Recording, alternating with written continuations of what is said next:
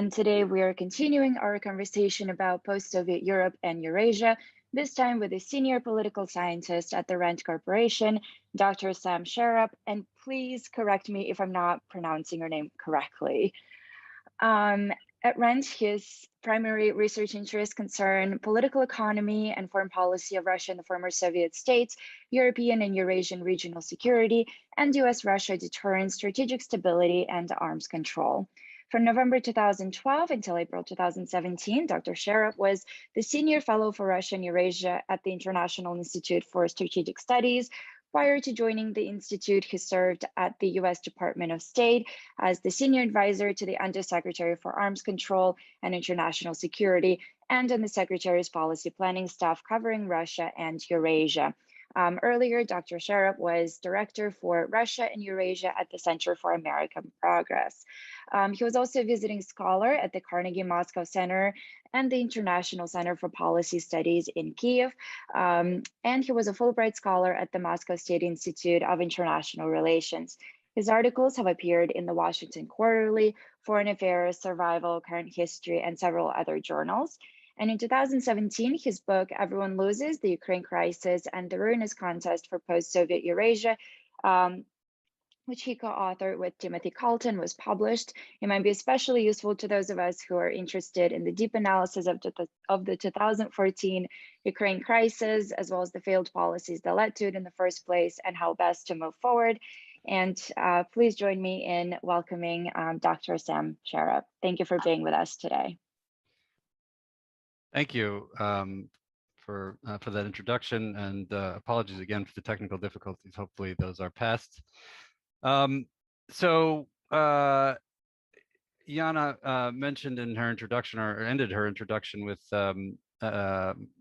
describing the book that I co-wrote with Tim Colton that was published in 2017 about our argument about the sort of origins and consequences of the Ukraine crisis that began in 2014.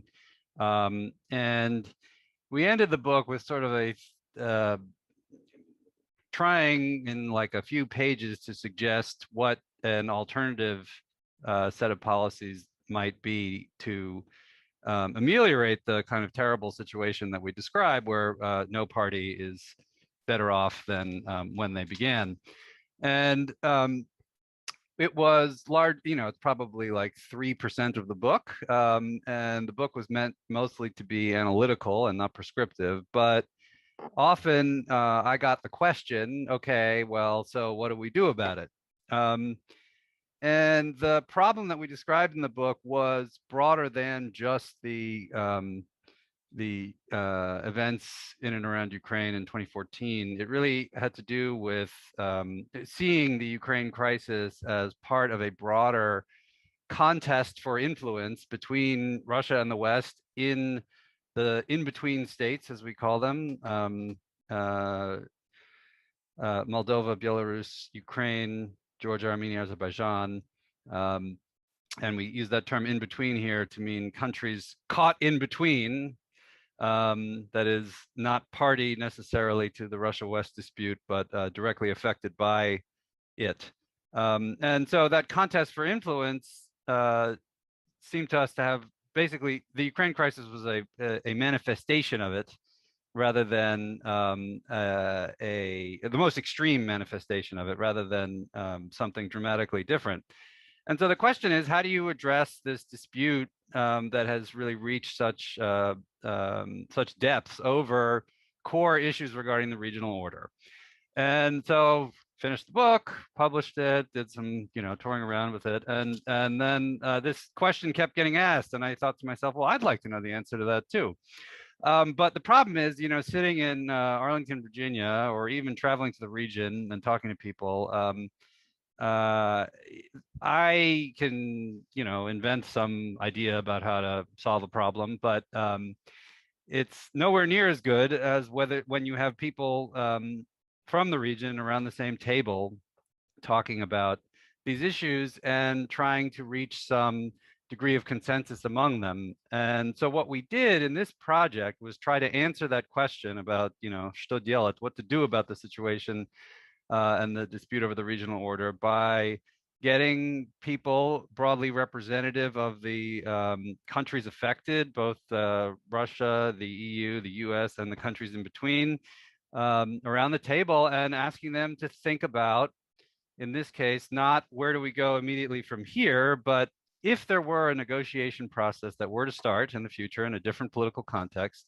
where could that negotiation possibly lead? And so, they had to do a little suspension of disbelief and think about a potential future where the parties are actually interested in resolving the problems. What could be the potential outcome? And so that is where this report originated. And if you were sent the PDF, you'll see that there are, I think, 21 names on the cover. And it was quite a challenging process because, we were divided into 4 groups covering different issues, and we all had to come to consensus among ourselves within those groups. So in my group, I was the chair of the regional conflicts group. I had a Russian, a Ukrainian, a Moldovan, a Georgian, and a German. And we all had to be able to sign up to the same piece of paper at the end. And that was, stretched my diplomatic skills, but ultimately that's what happens in multilateral negotiations if they're successful. That is, all the governments around the table have to sign the same piece of paper. And so we wanted to replicate that, because the advantage that track 2 efforts have like this is that we are not subject to the immediate political pressures that the first track is. We can think outside the box. We can ask ourselves, well, what would be desirable if the political circumstances were right? And so that's where that's the sort of origin story. I have a PowerPoint that I'd like to share, which does a more engaging job of telling the story than I can by myself. Hopefully we can see that. Yes, good. Yes, that looks great. So, as I mentioned, regional contest for influence, that has been at the core of the Russia-West dispute, and also has done significant damage to the states caught in between. Fundamentally, this is about the regional order, and defined as a set of rules, norms, and institutions that sort of govern different aspects of the region. And in describing the current state, basically we're at a moment where particularly the major powers are pursuing agendas in the security, economic, and on regional conflicts that are diametrically opposed to each other. And that's sort of where we are today. So we started from the premise that we need an alternative approach. Again, we were thinking about this project as looking for a future window of opportunity rather than like what the government should do now. So we're not naive enough to think that this piece of this report can be picked up and sort of implemented today given the current political circumstances. But the question is, when those circumstances arrive, what should people even be talking about, and what would be a potential outcome? What could we imagine as an alternative that might be acceptable to all the parties? And that's the advantage of having all these people around the same table and sort of asking them to sign up to the same document. So we worked in parallel. There were 4 groups, a group covering security architecture, one covering economic integration, one covering regional conflicts, and then we had a sort of steering committee. And asking ourselves the same question about where negotiations might lead if they were to begin.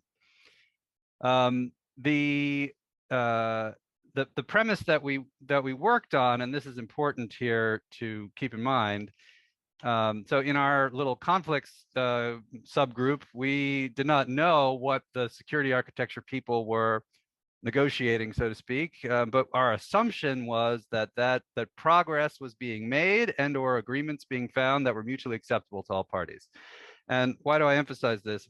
Because the 3 pieces of this dispute, our assumption, are interconnected, that they cannot be resolved, even though they must be addressed on parallel tracks. They can't be resolved without progress or resolution on another one of those tracks. So we're assuming a parallel process addressing the three separate issues, but all of which are moving at a sort of somewhat similar pace.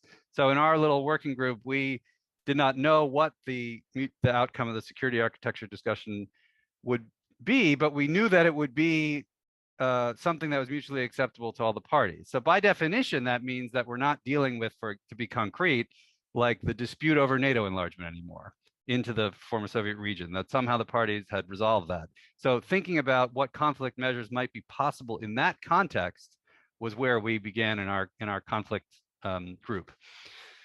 So as I mentioned, the three pieces, as far as the security architecture goes, the status quo is one where we have really no functioning dialogue mechanisms, no norms that are actually being followed by the major powers when it comes to their behavior towards the region and the in-between states. The choices of the in-between states themselves are contested by major powers. And none of them have, at least none of the non-aligned states, 4 out of the 6, of course, Armenia and Belarus are treaty allies of Russia, have credible security assurances at the moment. We see a lot of increased major power military activity in and around these countries that is affecting their security situation. So not a particularly pretty picture. So what was the proposal on security architecture? There are 4 parts here: regional security consultations, norms governing states' behavior, an offer of a alternative status arrangement for those countries that are interested in it, and related multilateral security guarantees and confidence and security building mechanisms. So what are the regional security consultations? The idea here is to have regular major power consultation and effective crisis communication regarding regional security issues. At the moment, there really just isn't any such dialogue at all. At best, it is sporadic. It certainly is not regularized, and the major powers do not have the habit of talking to each other about regional security issues. So the idea here is to be able to sort of hopefully preempt disputes, to have a mechanism for consultation during crisis. This would not be a new international body. The idea would to have a sort of standing multilateral consultation mechanism. So we use the example of the Global Coalition Against ISIS, which I believe even still meets, but it's just basically a group of countries that meet regularly to discuss a set of issues. The idea would that there would be permanent participants, that Russia, the US, and the EU, but that any state can participate in the meetings if its interests are affected or on the agenda. No decisions would be made without affected states' voices being heard. As far as norms go, the idea would be to define acceptable behavior for the major powers and the other states of the region. So the US, the EU, and Russia would commit to seek consensus before implementing any changes to the regional architecture, and not to seek future changes in composition of the regional security institutions without consulting first. So it's not granting any sort of veto, but just a commitment to consult and to try to find agreement. For those states that adopt the third way, and I'll get to what that is in a second, they make a commitment to consult with the regional security consultation mechanism, permanent participants, if they decide they want to change their security arrangements in the future.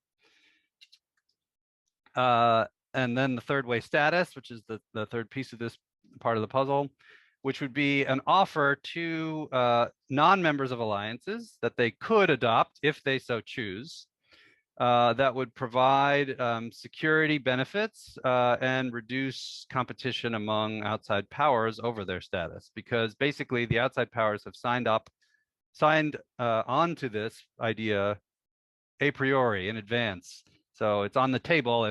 If a country in the region wants to adopt it, they can. So basically, it's a bargain whereby major powers commit to respect the state's non-alignment in return for its agreement to consult with those permanent participants on future changes. The states that adopt this get a set of CSBMs and multilateral security guarantees from the major powers, and they undertake a responsibility to maintain a balance in their relations. So what are the multilateral security guarantees? Of course, there is a checkered history of multilateral security guarantees in the region, and the report we directly address this, taking on why the Budapest Memorandum failed and why what we are proposing addresses those lessons learned. And I can get into what the Budapest Memorandum is if we'd like in the Q&A. So the point here is not to create a bulletproof, there's no such thing as a mechanism that can force a major power to do something against its will. You know, I think that when designing international agreements, we got to think about incentives that are created for states to change their behavior rather than binding mechanisms, which in international affairs, of course, don't really exist. So the point about multilateral security guarantees is that they establish standards of behavior and raise reputational costs, but that taken together with the other pieces of the proposal, namely, in this case, a state adopting a commitment to non-alignment, that it's much more likely that the major powers will uphold their end of the bargain under those circumstances. And so the set of CSBMs, and we have a pretty comprehensive listing in the report, are sort of a concrete manifestation of those security guarantees. It's a commitment to military restraint by major powers, and you know, specifically things like withdrawing forces, providing more transparency, and committing to cooperative security instruments. So, you know, giving essentially a more palpable sense of security to the in-between states that choose to adopt the third way status. So this is the first part of the proposal, the security architecture. It has benefits for all, we argue. Major powers get their geopolitical competition over the region contained, sort of put within an agreed framework. They have much fewer incentives to destabilize these states, and the states that choose to adopt the third way status benefit immediately, as opposed to the much more ephemeral way promises of future membership and alliances may or may not have a positive impact on their security. So as far as the second piece of the proposal, which is on economic integration, at the moment, states in the region face either or integration choices because the offer from the EU, which is the Deep and Comprehensive Free Trade Agreement, which is part of a broader association agreement, is incompatible with membership in the Eurasian Economic Union, which is Russia's regional integration, the Russia-led regional integration project. And so essentially, if you sign up to a DCFTA with the EU, you cannot be a member of any custom union, the Eurasian Economic Union included. And so those either or integration choices have created political problems and economic ones. They've disrupted trade, and there is no, at the moment, dialogue between even at the technical level, a regularized one, between the EU and the Eurasian Economic Union. And there's also no dialogue, say, between non-members of either organization and, you know, those organizations themselves. So a country like, you know, Ukraine that is not a member of the EU, but a signatory of the DCFTA and has significant ongoing trade relations despite the war with Russia, has no mechanism of working at the same time with both commissions to resolve any trade disputes. And as we've seen, there's a lot of using of trade policy or breaking of trade policy norms to pursue political objectives. So the proposal involves measures to facilitate multi-directional trade relations for the in-between states. So that's a mutually beneficial trade in both directions, that is with the EU and the Eurasian Economic Union. And those are different for the different countries because they are all in different, they're essentially their set of circumstances differs pretty dramatically at the moment. Trilateral consultation mechanisms like the ones I mentioned that don't exist, we would propose creating them, and norms of behavior that the EU and the Eurasian Economic Union would agree to governing their behavior towards the in-between states.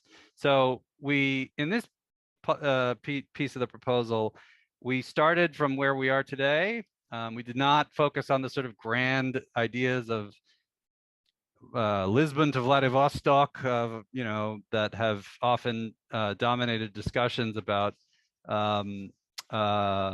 economic resolving these dilemmas, which are frankly kind of fantastical under current circumstances. And instead, we built on current arrangements to reduce frictions and increase prosperity.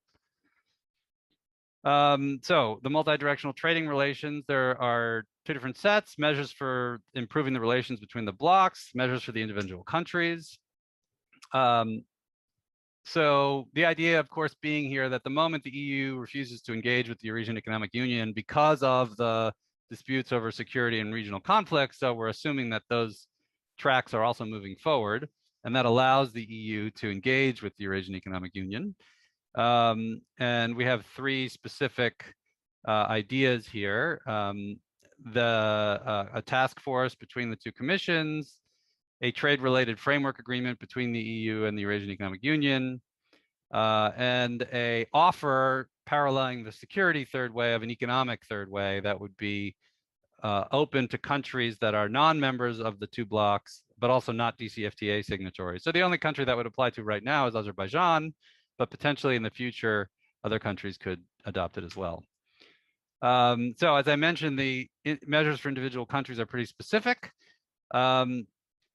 The quote unquote easier cases, Georgia actually has trade relations with Russia and a DCFTA with the EU, but the trading arrangements with Russia are largely informal and very tenuous. So the proposal is to sort of formalize them and have them be more reliable. Armenia has its something called a comprehensive economic partnership agreement with the EU, which is less than a DCFTA, but it is also a member of the Eurasian Economic Union, so it's in a way in a better position than the other four. It would benefit, though, from any future arrangements between the EU and the Eurasian Economic Union because it is a member of the Eurasian Economic Union.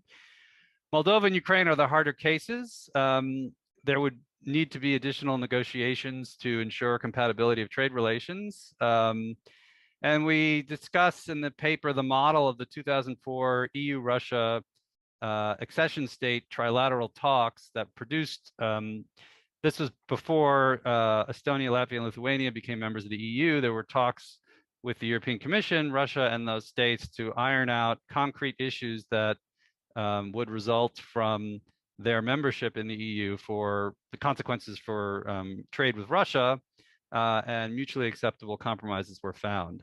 But those are really the hardest cases because at the moment, Russia has sort of conditioned normalization of trade with those countries to a certain extent on some walking back of the DCFTA. Belarus is even more complicated since we wrote this, of course, but it is not a WTO member, and that is a problem for dealing with the EU in any context. As I mentioned, Azerbaijan might be open to the third way proposal just because it's not a member of any economic grouping, and mostly such a proposal wouldn't affect its main exports of petroleum products, so it could be sort of an easy win, so to speak. Finally, there would be these sort of permanent trilateral mechanisms on economic relations of the in-between states with the two blocs. So in order to address short-term issues, trade disputes, consult on potential future changes, and perhaps most importantly, norms governing the behavior of the blocs. So, or this is the sort of more political pieces of this of the economic integration proposal.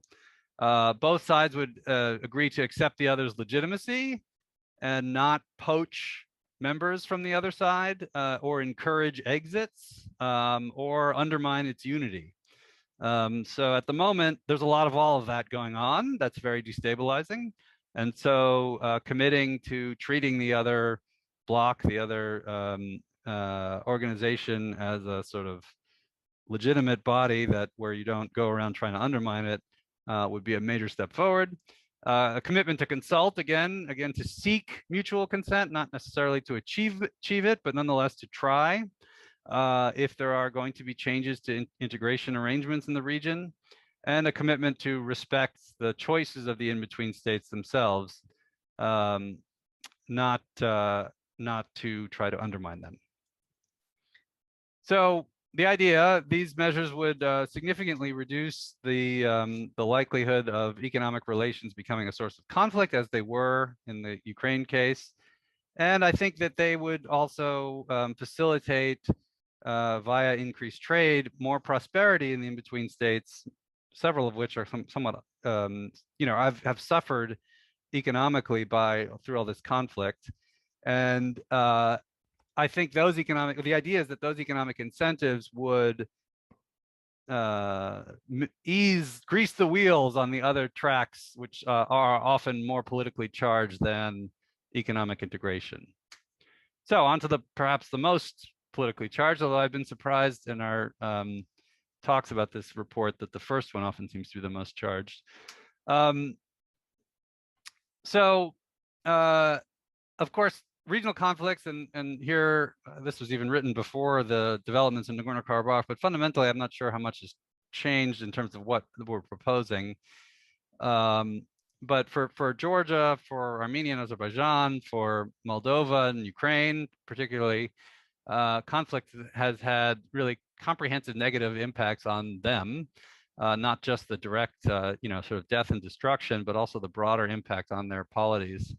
And we recognize that it's impossible to have an agreement on the security architecture or the economic integration without addressing the conflicts in some way. And the interlinkages between those three different pieces of the regional order are really most vivid for the conflicts.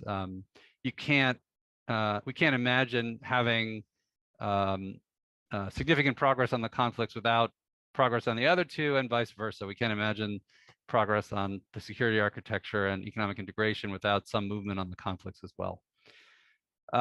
So our proposal is a set of more effective means for conflict management, a renewal of an international commitment to finding settlements, and additional incentives for parties to engage in these. And so this is sort of a bargain that through adopting measures that normalize the situation on the ground, the parties would receive a strong political commitment at the international level to reach mutually agreed settlements and be given incentives to engage in that process.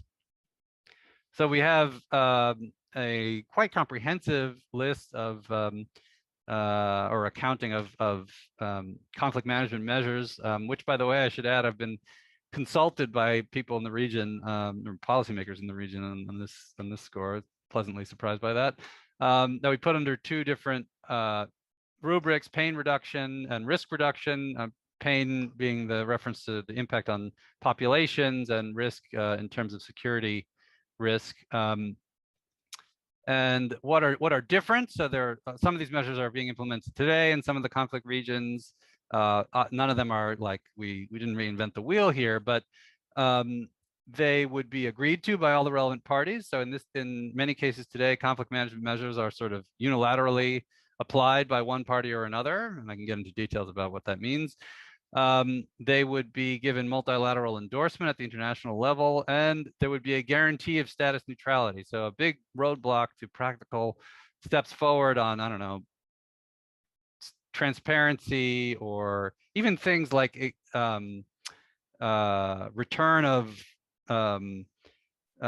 people who stray across a conflict line being detained and not returned, is this concern about status. And what I mean by that, of course, is that in the case of, say, Abkhazia and South Ossetia, there is a status dispute with, Russia and the two entities on the one side, and basically the rest of the world on the other, whereby Russia considers them independent states and Georgia considers them, and as I said, most of the rest of the countries in the world consider them part of Georgia. So at every turn in international negotiations, the fear that doing something practical would legitimize the other side's status arguments stops progress. And so here we have a guarantee that no one's going to abuse these to impose their policies on status.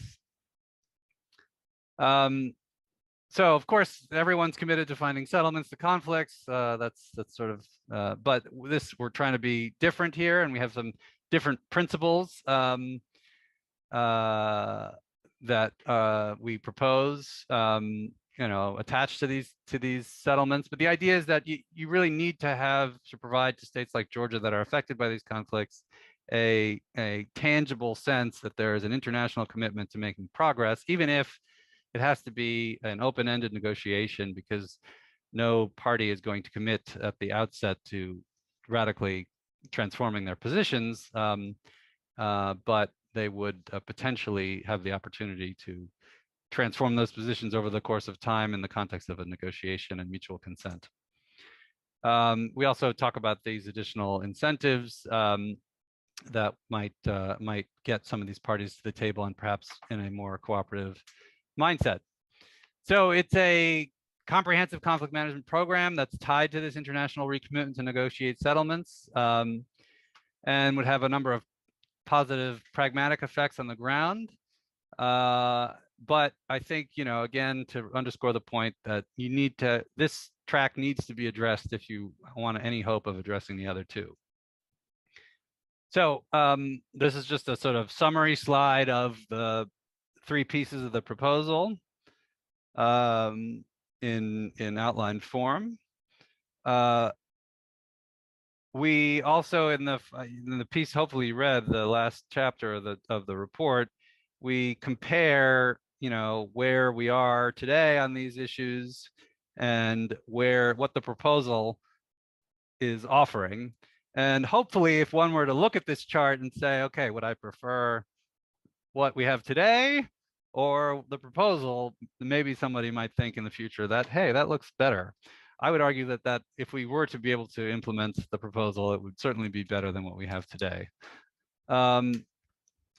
So we in the report, and this has been important, and I should also mention that we've briefed this, we've presented this report both in public and private settings, and some of this pre-COVID, and since COVID, a lot of it done virtually, in Ukraine, Georgia, Belarus, Russia, where there was a Russian translation, I should also add, of this document that's available if anyone would like it, in Washington, in Berlin, Vienna, and so on. And in the states in the region, one of the key things we like to emphasize is that we actually try to be concrete about how it would affect them today, compared to their situation today, what it would mean for them. So if you just take, I don't know, Moldova, or you can see how on each of these three scores, it would, one could make the case that it would be better under the proposal than what they have now. So as I mentioned, we presented this in a lot of places. So that I preempt perhaps some objections I often hear, I just we usually get these out on the table right now. So starting from the top, we've been told often that the term "in between states" denies these countries agency. Ironically, the whole purpose of this proposal was to grant them agency, and to restore their subjectness as opposed to being objects. But in any case, as I mentioned at the outset, in between, not only is it geographically, is it a geographic reality, it's also a phrase in English, where you say if you're caught in between, in this case, you're affected by a dispute, but you're not necessarily party to it. Often we get the case that basically this is just a Russia problem. We have all the instruments we need. It's just that one side isn't complying. The irony there, of course, is that unless you believe that Russia or any state, frankly, is incapable of behaving differently under different circumstances and with different incentives. And I happen to believe that's not true, that incentives and circumstances are important determinants of state behavior, that you have to think about what are the sets of circumstances, what are the policies that could induce different kinds of behavior. Often we get this idea that how come you're not saying that X country is evil and responsible for everything, all the problems that you write about? I should, of course, first note that, this was not Sam Charap's magnum opus. This was a report where I had to get, a Ukrainian and a Russian to sign up on the same piece of paper. How we handled, for example, describing, that is, stating what the conflicts are. We could not agree on that in our group, for example. So the Russian participant did not believe that there is a conflict in Crimea. Obviously, the Ukrainian participant did. So we reached a compromise by not listing the conflicts at all.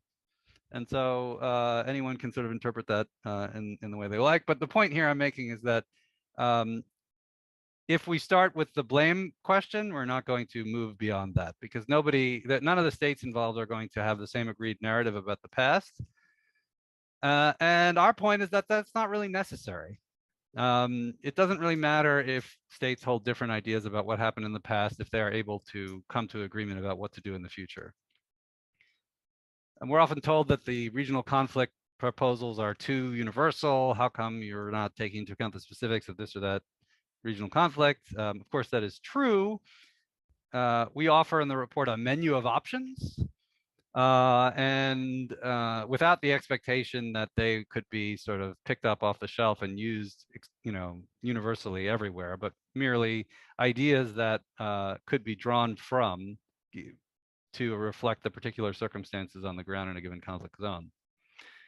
So the one with the guy and the arrow and the earth there, that is the idea that this proposal is akin to giving up on democratization in the region. The U.S. would have to forego, or the EU, its commitment to reform in these countries.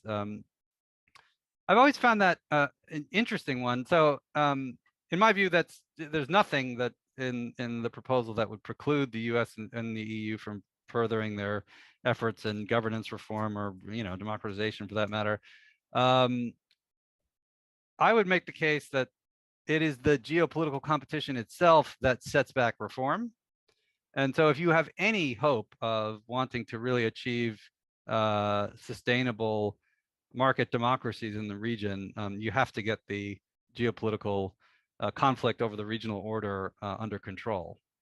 And then finally, of course, the idea that, and this is commonly heard in both Moscow, Washington, Berlin, and elsewhere, that the other side is just going to pocket any concessions we make. And so therefore, why should we bother doing it? And, I think the point here is that actually, it might be true that a negotiation or an international process ends up with that kind of outcome, but the